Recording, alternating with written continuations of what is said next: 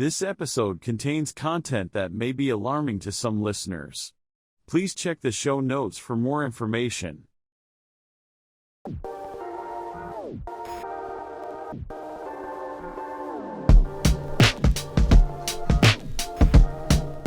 Hello everyone, this is your host Manoj Tandon with another episode of Dark Rhino Security Confidential, and today we actually are honored to have a guest on that really doesn't need any introduction, at least in the InfoSec space. He certainly does not.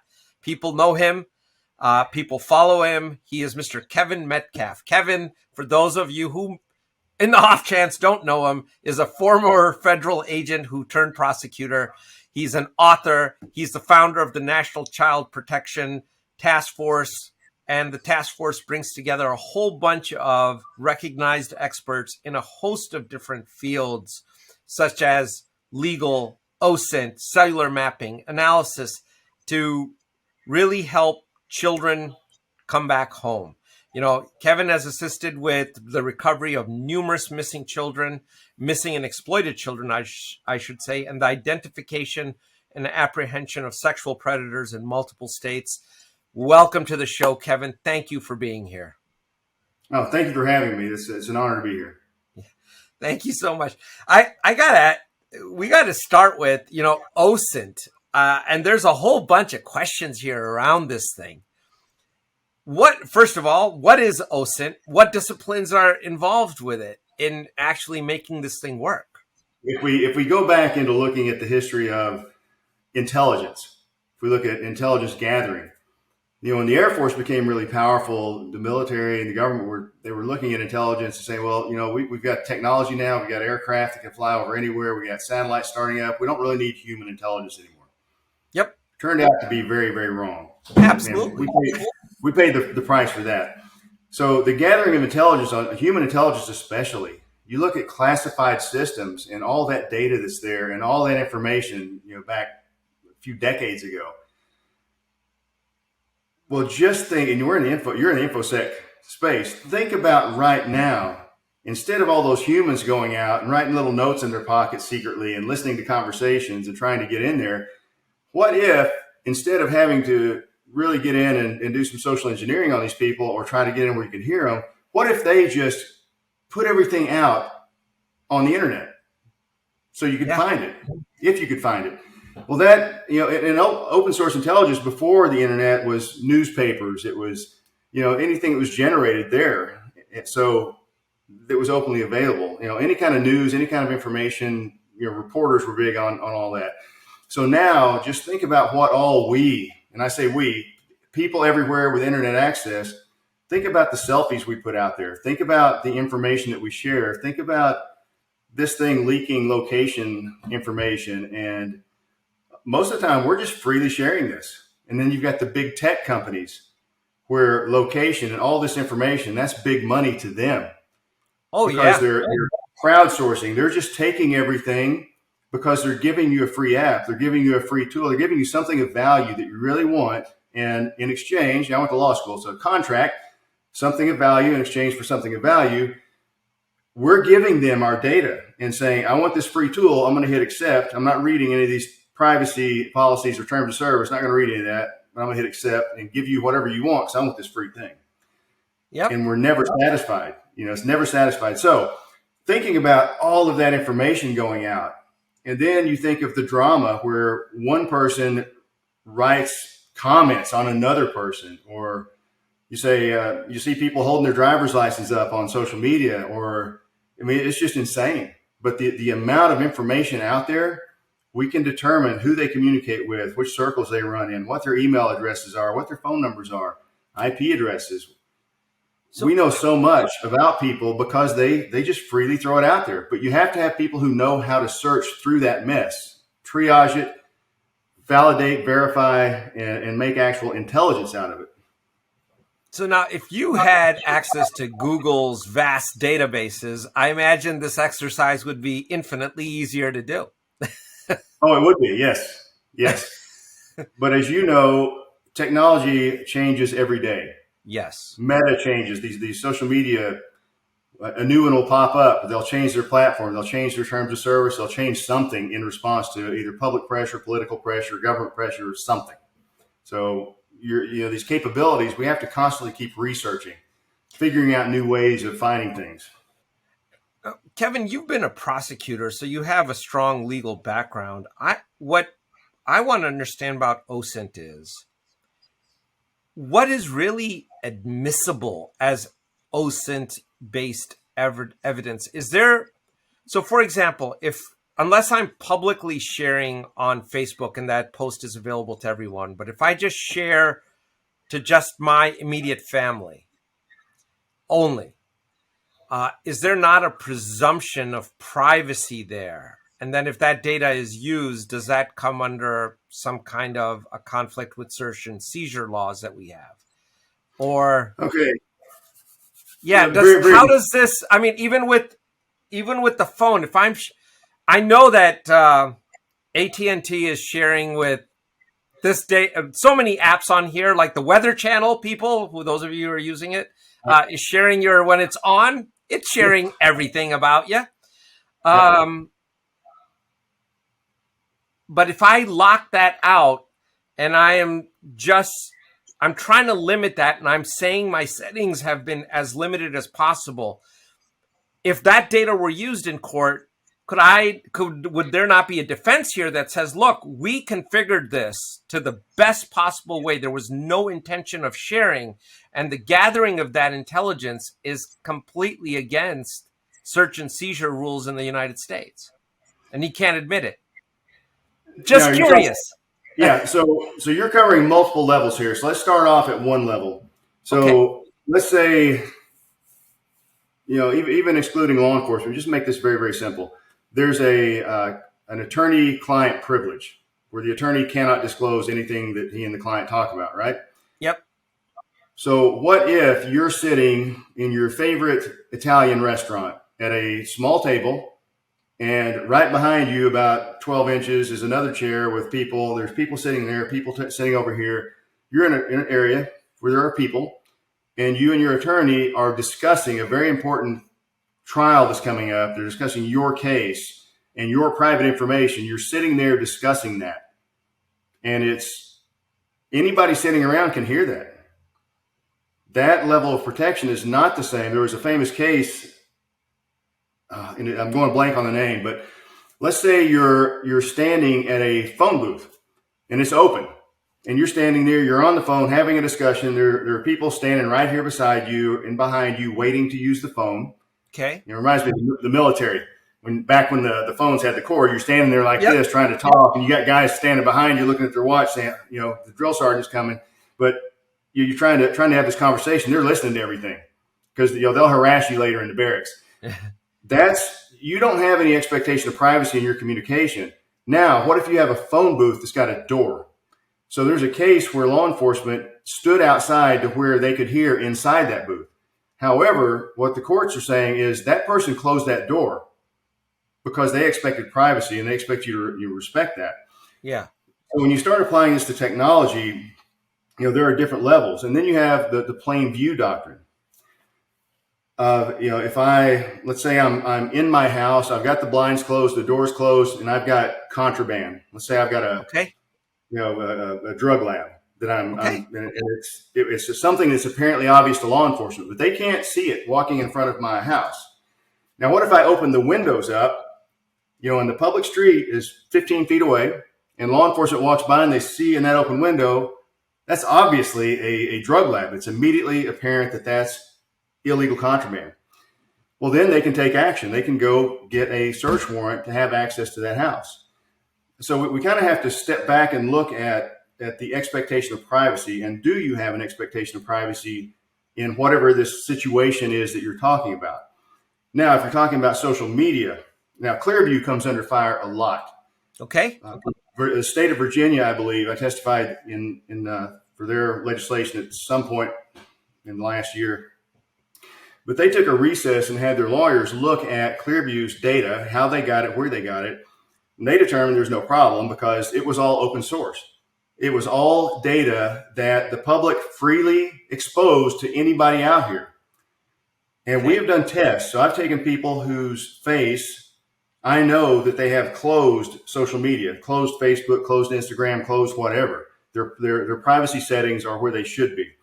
Those images never show up in Clearview as far as we've tested. However, if your settings are open to the public where anybody can come and access your account and see that, then you'll see those results often turning up in there. Yep. So now we're looking at the next level. So I can get, let's say, subscriber information and maybe this number called that number, some little who you're talking to type information on a subpoena.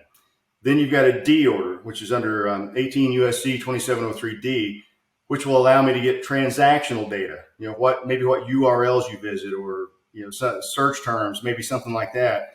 And then you go to a search warrant, and that's where I can get the images you share that you store. I can get videos. I can get what you're talking about, the content of all of that. But in order to, a D order and a search warrant both require going before a judge and getting a signature on it. The search warrant requires a little bit more level of proof.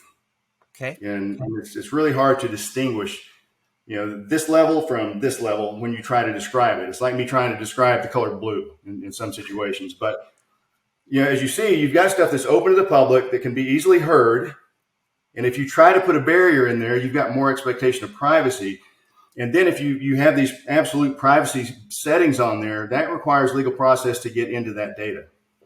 So, I'll tell you, we had Mia Lansom on a year ago or so, and she's in a similar line of work to you and has done some incredible work in getting child pornography and things of that nature off the web with law enforcement.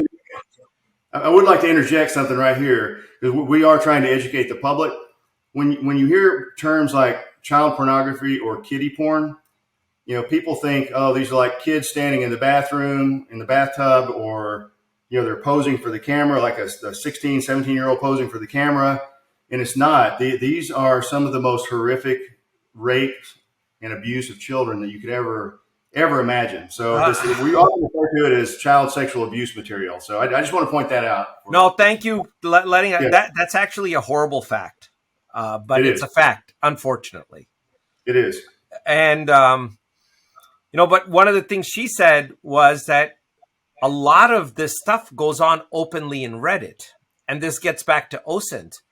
And she was like, well, but it's in closed Reddit groups. Right. And then again comes the question of, at least now she's in Europe, so I don't know what the European rules are around this. But in the United States, would that still fall under an expectation of privacy? And do these people hide behind that curtain to get away with things? Okay, so in that case, again, if you're having a conversation with your attorney that's private and it's protected, if you include your buddies in there in that room during that conversation, they can pretty much talk about it because they were there, they were sitting there, they had a right to be there because you didn't exclude them. So when you start getting into these group chats, if you got one person in there that can say, hey, I'm taking screenshots of this, I'm going to report it, that's illegal activity. And that information alone would be enough to get legal process to examine who's in that, what's going on, and what's being shared. So, there are steps that can happen there. Yeah. And, I'm glad you're telling us this because I know the work you're involved with is, unfortunately, as you described, it involves horrendous things. But at the same time, we have a bunch of teenagers that are doing a bunch of very stupid things on their social media platforms. Right. And they need to understand this as well. Don't do stupid stuff because it's not all private. And so hopefully it saves someone's career or enables someone's life to go forward and not end up inadvertently in an innocent act that follows them for the rest of their life, and unfortunately, we're having a lot of predators now who are pretending to be teenagers, and AI is becoming problematic in this realm. But they're able to pretend to be a teenager. And if you look at what's known about CSAM, child sexual abuse material, these rape videos, abuse videos, and imagery, a lot of them we know there are millions and millions of known images that we know about. So we're always on the lookout for first generation. So unfortunately, we're getting a lot of sextortion is a big, if that's not on your radar, it should be, especially if you have kids in your life that you care about, and you should care about all of them. So, sextortion, this is a way that they can get access to more first generation material. But really, what we're dealing with, if you remember back to being a teenage boy. Yeah, we had no phones, man. We didn't have any of this stuff. No, we didn't have, but you know that feeling like, my parents don't know anything. I've got this figured out. I know everything. Nothing can hurt me. I'm going to drive 150 miles an hour. And that mentality still exists, and it exists with this stuff right now, that they know everything. And it comes to the point where once they get in trouble, it's way too late. You can't back up. You're absolutely right. And I had not heard of sextortion. This is the first time I've heard that term be used. Yeah, unfortunately, NPR put out an article. So there's a sextortion documentary. Stephen Peet was a producer of it. And sextortion is something that we've been seeing worldwide. It's a worldwide problem. I was at Interpol in March. I was in Australia in April, and it was a big topic of concern amongst the child protection investigators and people that work in this space. And so if you think about law enforcement worldwide, or let's say in the U.S., you can go to any sheriff, any chief, and say, during let's say a press conference, say, hey, sheriff, how many stolen vehicles did you have last month? They'll say, oh, I got, this many stolen vehicles. How many residential break-ins? How many burglaries? We have this many. How many commercial? This many. We value our stuff.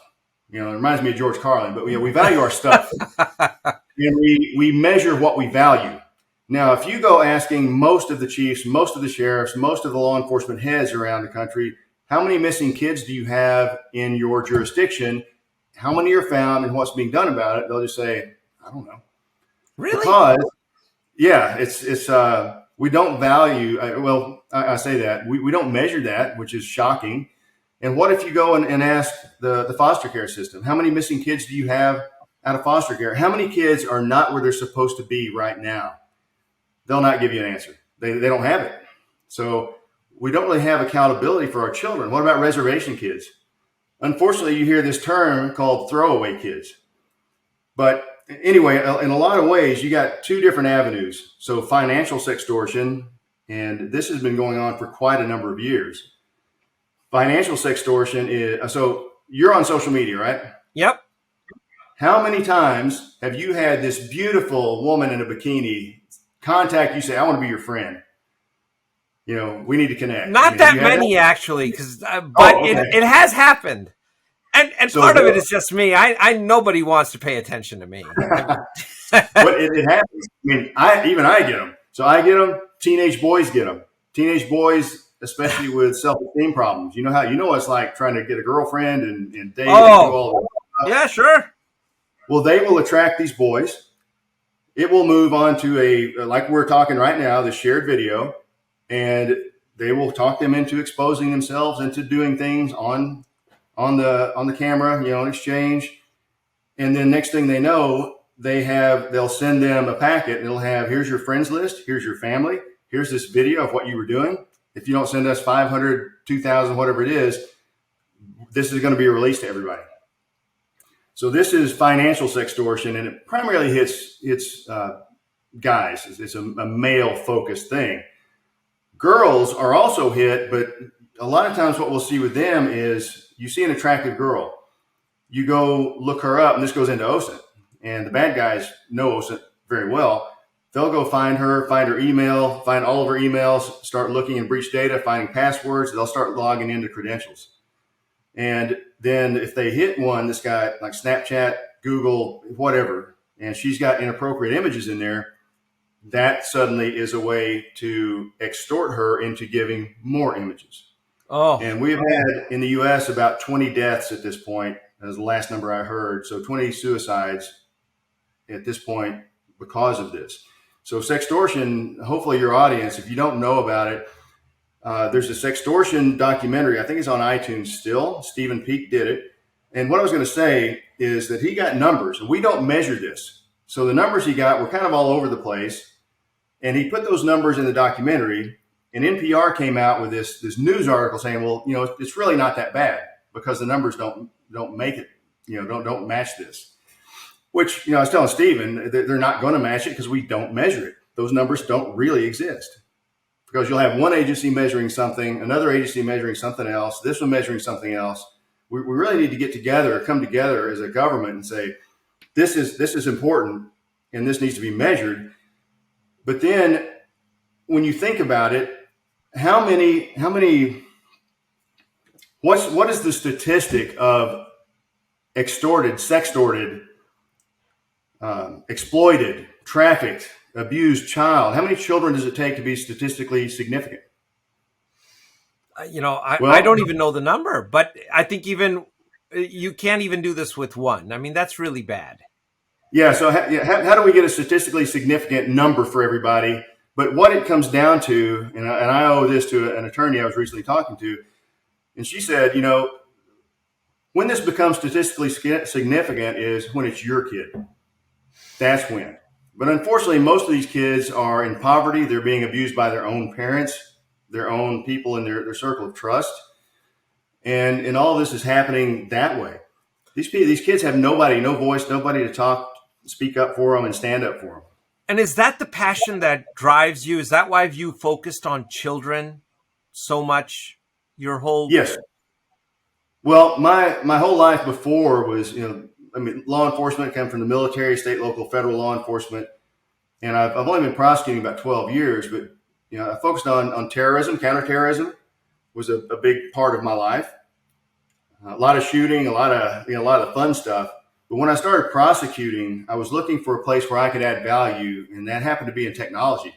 So most of the prosecutors, even now, are still not fully comfortable with electronic evidence, with social media, with cell phone data, with all of that. So I said, I'll just jump into that. I've got some familiarity with the investigative part.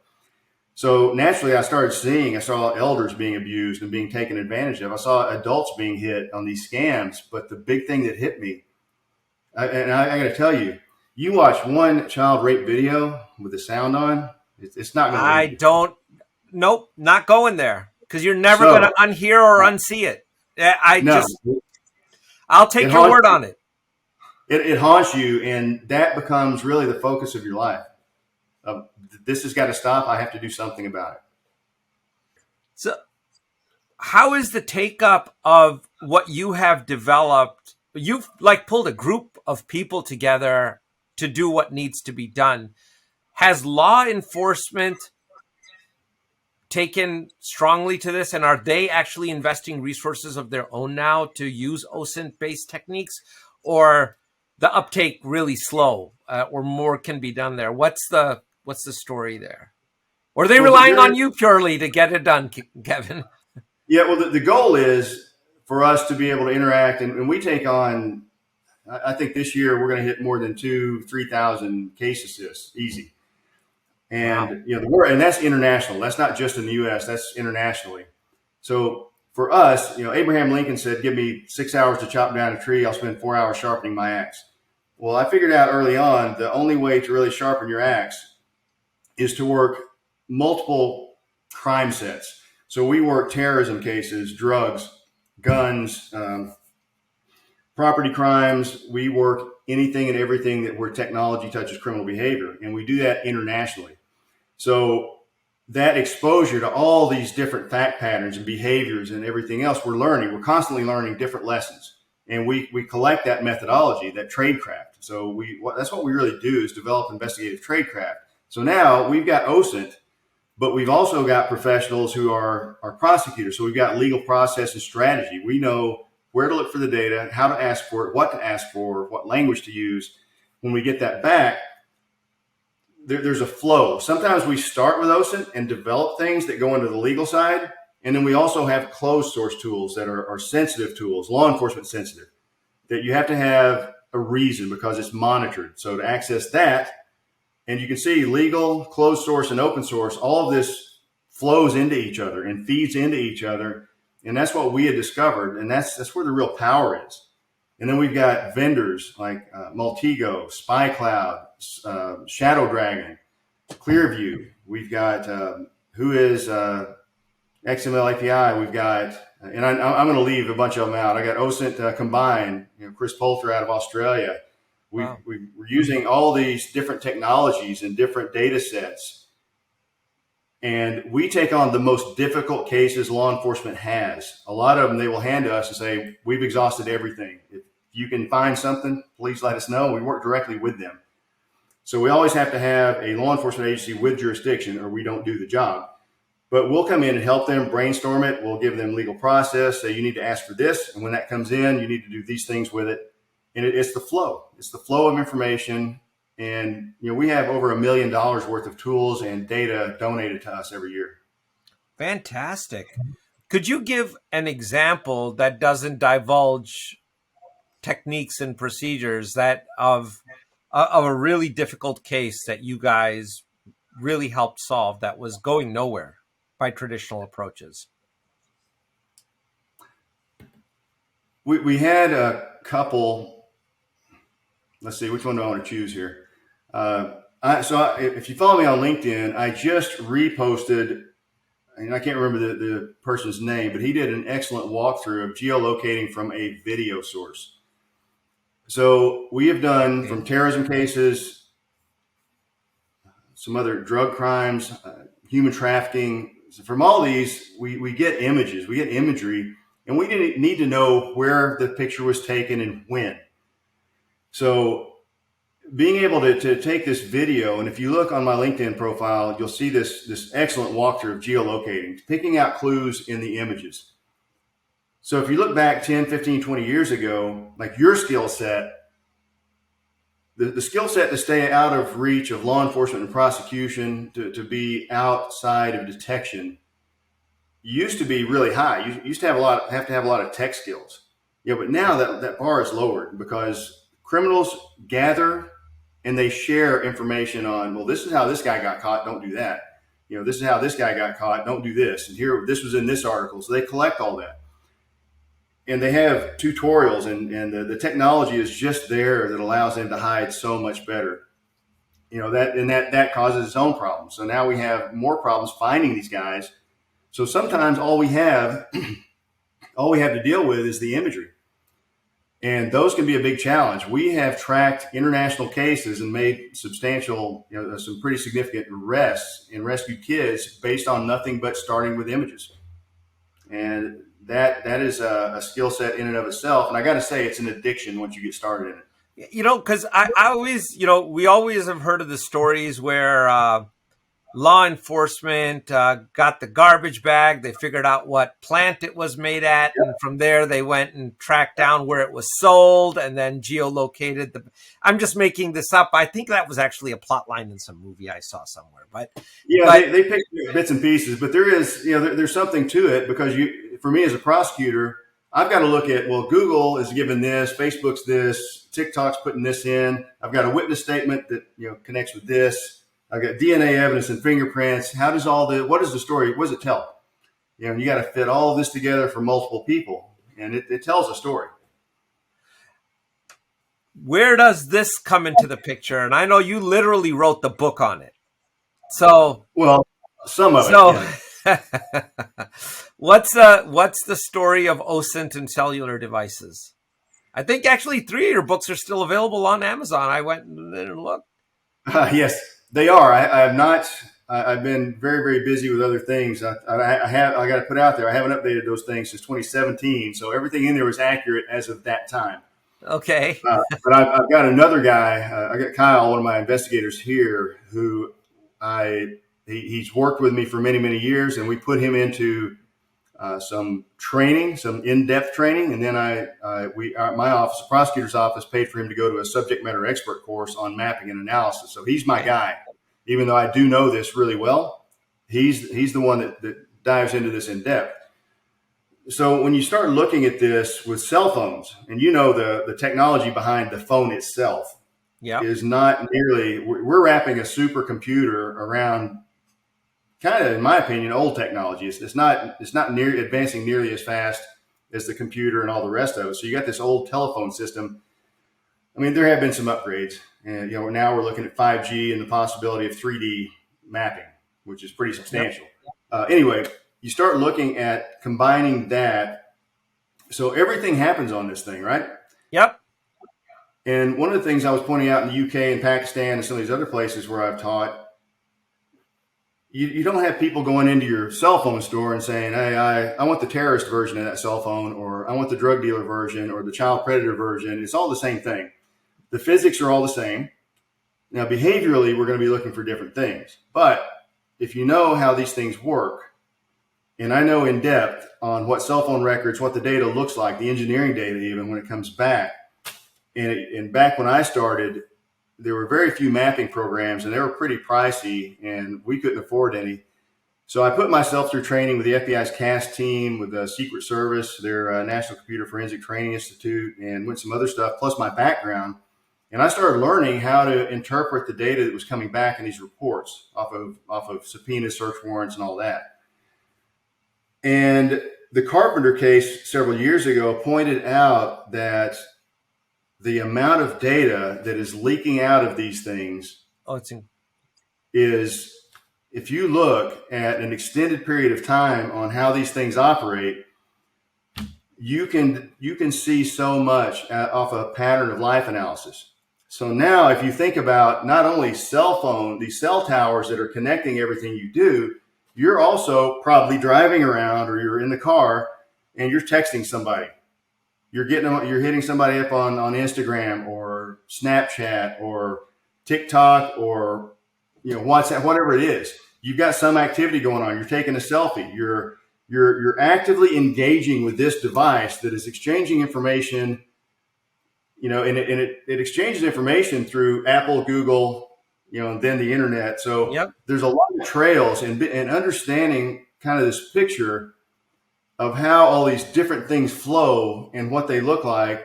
And quite honestly, the way that this really clicked in my head was putting a couple of major cases together for trial. And I have to explain how all this stuff fit together to a jury. But it's, you've got the background in this stuff, that all these connections. Yeah, no, we were, to the audience, we were talking about Signal 7 before we started taping. And what I'll do is make sure we put a link in the show notes to that. Signal 7, there's a lot of great documentaries and things that are out there that you can go and watch and learn more about it. But as Kevin was saying, that we've taken something that's highly modern and it's sitting on top of somewhat of a dated infrastructure, and it's left gaps. I'll just leave it at that. And and these devices are probably the biggest data leak. Like most of our work here at Dark Rhino is working with businesses, and they're always like, what's my biggest vulnerability? I'm like, that's easy. Well, doesn't take any rocket science there. It's your mobile device. If you actually want anything to be totally secure, leave your mobile device at home. Right? There's a reason why when you go into a federal agency, you have to leave your cell phones at the door and metallic devices at the door. If no one's been into such a facility, it's an interesting experience. But it is. But you also know that pattern of life analysis, when you start really digging into that and looking at extended patterns of multiple layers of data, those things where I'm going to go commit this crime, I'm just going to leave my phone back here. Then you start looking at this thing, and then you start seeing this anomaly that there's something odd going on here, and so you're kind of screwed both ways. If you're a person who's super active on this thing, and then all of a sudden nothing, that creates questions of itself. So it's very hard to really get away with a lot of stuff.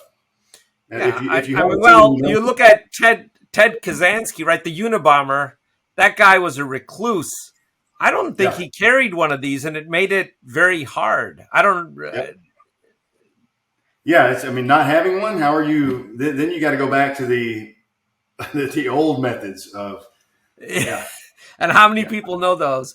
I know last question, because I know we're heading up on time, and I want you to talk about some of the things that you have going on. The ADPPA, what's your opinion about that? All right, so believe it or not, I am very pro-privacy. I'm a big Michael Bazzell fan, and all that. And I actually help people be more private. I've tried to help my family members and my friends to be more private. I have been hired by major corporations to come in and target their executives because they've been spearphished or been targeted in other ways. But you have to understand your threat. What is your threat platform? What are you looking at, and what are you comfortable with? Not everybody's comfortable being the Michael Bazzell tinfoil hat wearing, as he refers to it, guy who drops his phone into silent pocket bags and all this stuff. I mean, if that's you, the level of awareness that you have to have about everything you do, and you can't have a new car either, because that's like a cell phone on wheels. So there's so much stuff that you have to be aware of that you're going to come into. So you really have to find a balance in this. Like what is my threat level here? What am I looking at realistically? So for me, I used to try to be private, but obviously now I have to be out. I have to tell a story. We have to educate the public on the reality of all these horrible things happening to our most vulnerable people. So I'm out there. My face is out there. Everything's out there. Well, welcome to the club. Yeah. Yes. Yeah. So how do you? So that there is a need to protect ourselves, but there need to be things carved out for like NGOs like myself that work directly with law enforcement. We've got agreements with law enforcement to help with with the analysis. We've got oversight, or just to have law enforcement itself should have access to this data. It should not be erased, because this shouldn't shock you. As criminals go through their career, their lifespan, their career, they get better. They get better at hiding. Oftentimes where we find the mistakes they made, it's way back. We're following the trail back to where they made a mistake. And I think that data, that intel should be preserved and should be allowed to be accessed for certain things. And I think they should be for very important things, because it takes time, it takes knowledge, it takes understanding and expertise to go through that data, to make an analysis, and then to vet that analysis and to do your due diligence investigation to make sure that you're right. Because there is no algorithm out here, no facial recognition, no anything that should be able to tell a police officer, I ran it through, I think that's your guy, go arrest him. That can't happen.